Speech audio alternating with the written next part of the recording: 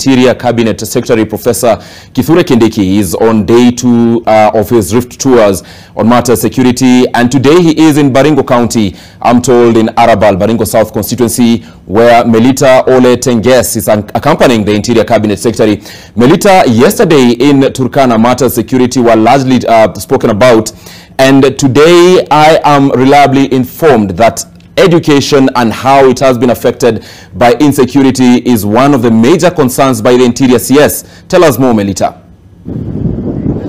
Well, Ibrahim, you will remember that on the 22nd of December, President William Ruto issued a directive to the Regional Commissioner of Rift Valley to ensure that all schools that have been closed or were closed as a result of banditry and insecurity in this area were open, to ensure that students go back to school to continue with their learning. And of course, talking of banditry, you know, this has been a perennial issue here in Baringo County, spanning over 2 decades. The locals in different parts of Baringo South and Baringo North literally at the mercy of the bandits who roam the landscape and shaken, killing aimlessly. And in particular, we have seen the CS4 Interior and Coordination of National Government, that is Kindiki, actually coming here to Arabal to ensure that there is a smooth opening of schools. And of course, what comes to the fore here, Ibrahim, as you've mentioned, is just looking at how banditry has affected the locals here.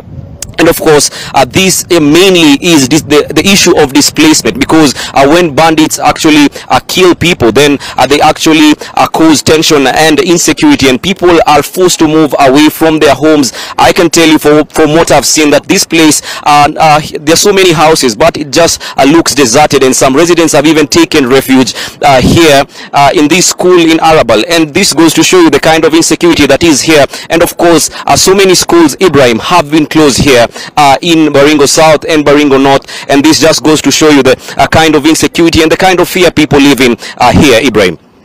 Sir, I know you come from Baringo County, and that entire stretch from Arabal, Mukutani, going all the way to Muchongoi has been affected for so long. Perhaps from what you've been able to pick, what is it that affects Baringo County perennially?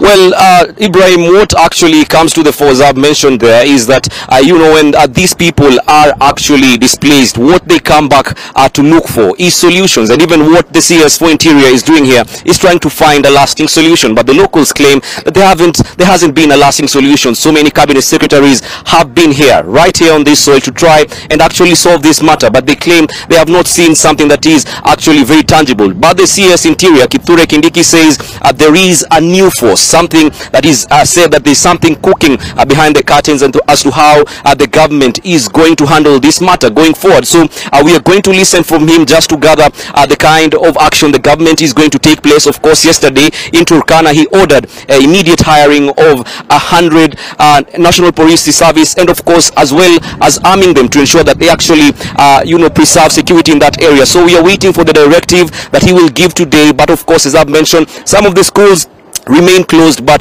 there is actually just a slow opening of some of the schools that have been affected by banditry, Ibrahim. Briefly, perhaps, if you can make it 30 seconds. Initially, the matters of security in the Rift Valley have not had lots of political goodwill. Are we seeing any kind of political leadership or representation from the areas there? And what are they saying about the efforts to revive, and the people going back to their homes? Well, Ibrahim, what we've seen here today is all the political leaders from Baringo County are here, and particularly here in Baringo South, the area member of parliament, Charles Kamuren, is also here. And remember, as you've said, this issue has actually come to the fore. Some of the locals saying that some of the politicians are fueling banditry. And of course, there is some sort of political goodwill, as we've observed here. But of course, we are also waiting and anticipating to hear from the leaders how they are going to work together to ensure that they also are at the center of trying to solve this issue that has been long-standing for years and years. Ibrahim, back to you. Very detailed coverage from NTV's Melita Ole Tenges.